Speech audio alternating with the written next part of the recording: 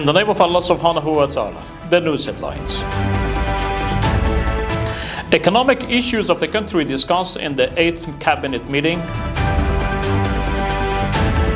The technical and professional team of the 215 ASM Army Corps Support Battalion workshop repaired 50 Humvee military tanks.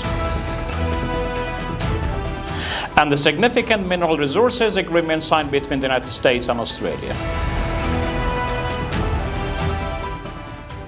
Welcome to today's news package. It's Tuesday, the 28th of Rabiul Thani 1447, the 29th of Mizan 1404, and the 21st of October 2025. The news details.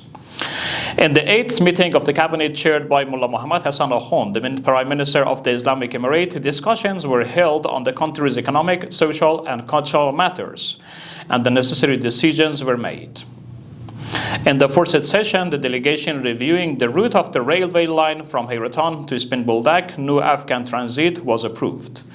Based on the plan, the track gauge is to be set at 1,520 mm, while the rail gauge will be 1,435 mm. Additionally, the cabinet decided to review the operation of the migrant committees to expedite the process of land distribution to the returnees and ensure the land is allocated to the eligible individuals.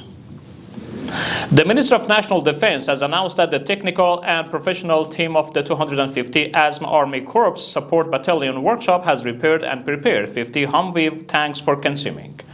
It is worth noting that hundreds of various military vehicles have previously been repaired in this Army Corps workshop and made ready for the country's defense. The news continuation. In the past 24 hours, 3,291 Afghan migrants have returned from Pakistan through Spin Buldak Duran line. During the same period, 704 Afghan migrants returned from Iran via Islam Qala and Silk Road crossing. And here's the last news. Donald Trump, the President of the United States, and Anthony Albanese, the Prime Minister of Australia, signed a significant agreement on mineral resources yesterday. In accordance with the Reuters, the agreement is aimed at countering China's dominance in the global mineral market.